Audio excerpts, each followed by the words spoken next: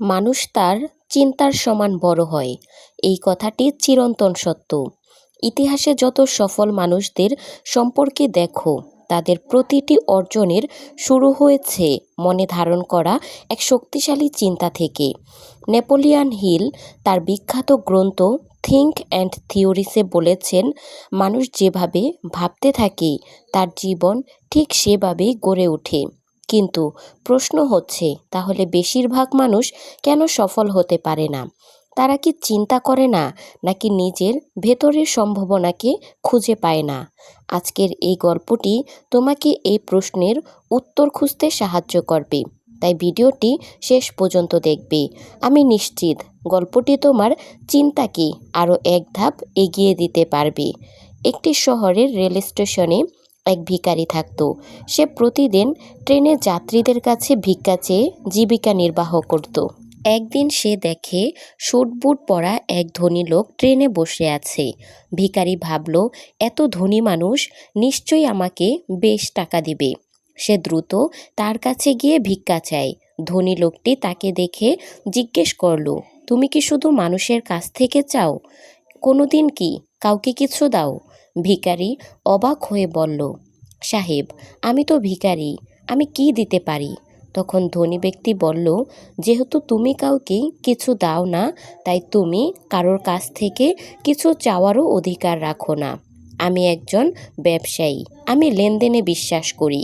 যদি তোমার কাছে কিছু দেওয়ার মতো থাকে, তবে বিনিময়ে আমিও তোমাকে কিছু দিতে পারি। ধনী লোকের কথা ভিখারির মনে ঝড় তুলল। সে ভাবতে লাগলো, আমি তো সত্যি কখনো কাউকে কিচ্ছু দেইনি, তাহলে কতদিন শুধু চাইতেই থাকবো? অবশেষে সে সিদ্ধান্ত নিল, আজ থেকে যে তাকে ভিক্ষা দিবে সে বিনিময়ে তাকে কিছু না কিছু ফেরত দিবে। এই চিন্তাটাই তার মনে ঘুরপাক খাচ্ছিল 2 দিন ধরে। সে 2 দিন একটু ভিক্ষা চায়নি। তৃতীয় দিন স্টেশনে বসে থাকতে থাকতে সে উপরে থাকা ফুলগুলোকে দেখতে পেল। সেখান থেকে সে অনেকগুলো ফুল তুলে আনলো। তার মাথায় হঠাৎ একটা ভাবনা এলো, আমি যদি ভিক্ষার বদলে মানুষকে একটা করে ফুল দেই। ভাবতেই সে কয়েকটা ফুল ছিঁড়ে নিল। সেই দিন থেকে ভিখারি ফুল হাতে নিয়ে ট্রেনে উঠল। যতক্ষণ কেউ তাকে টাকা দিত, কৃতজ্ঞতা হিসেবে সে তাকে একটা করে ফুল দিত। মানুষ আনন্দের সঙ্গে ফুলটি গ্রহণ করত। কিছুদিনের মধ্যেই সে দেখল, মানুষ এখন আগের তুলনায় তাকে বেশ টাকা বেশি দিচ্ছে। যতক্ষণ তার হাতে ফুল থাকতো, তার আয় হতো দ্বিগুণ। ফুল শেষ হয়ে গেলে যেন ভিক্ষার হাতও শুকিয়ে যেত। একদিন ঠিক এমন সময়ে সে স্টেশনে দেখল সেই একই বিজনেসম্যানকে। ভিখারি দ্রুত এগিয়ে গিয়ে বলল, আজ আমার কাছে আপনাকে দেওয়ার মতো কিছু আছে। আপনি যদি আমাকে ভিক্ষা দেন, আমি আপনাকে ফুল দেব। ধনী লোকটি হাসলেন, তাকে টাকা দিলেন, আর ভিখারি তাকে ফুল উপহার দিল। ব্যবসায়ী বললেন, আজ তুমিও আমার মতো একজন ব্যবসায়ী হয়ে গেছো। ধনী লোকের কথাটি ভিখারিকে গভীরভাবে নাড়া দিল। সে ভাবতে লাগলো, আমি কিভাবে ব্যবসায়ী হতে পারি? অনেক ভাবার পরে সে বুঝল, সে আসলে অনেক আগেই ব্যবসায়ী হয়ে গেছে, শুধু নিজের চোখে নিজেকে ভিখারি মনে করত। সেদিন স্টেশন থেকে নেমে সে আকাশের দিকে তাকিয়ে চিৎকার করে বলতে লাগলো, আমি ভিখারি নই, আমি একজন ব্যবসায়ী, আমি ধনী হব। মানুষ তাকে পাগল ভাবলেও সে থামল না। পরদিন থেকে সে আর স্টেশনে দেখা গেল না তাকে। 6 মাস পরে স্টেশনে 2জন স্যুট পরা মানুষ একে অপরকে দেখে হাত মেলালো। একজন বলল, আপনি কি আমাকে চিনতে পেরেছেন?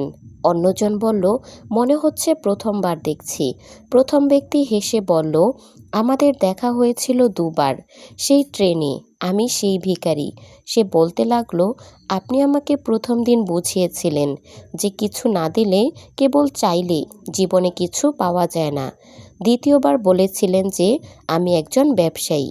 তখনই বুঝেছিলাম মানুষ আমাকে ভিক্ষা দিচ্ছিল না, বরং ফুল কিনছিল। সেই টাকায় আমি আরও ফুল কিনলাম, ছোট করে ব্যবসা শুরু করলাম। মানুষের ফুলের প্রতি ভালোবাসা আমাকে আজ বড় ফুল ব্যবসায়ী করে তুলেছে। এ কথা বলে তারা নিজেদের পথে চলে গেল। উপসংহার: জীবনে আমাদের কাছে কেমন হবে তা সম্পূর্ণ নির্ভর করে আমাদের দৃষ্টিভঙ্গির ওপর। তুমি যদি নিজেকে ছোট মনে করো, তুমি ছোটই থাকবে।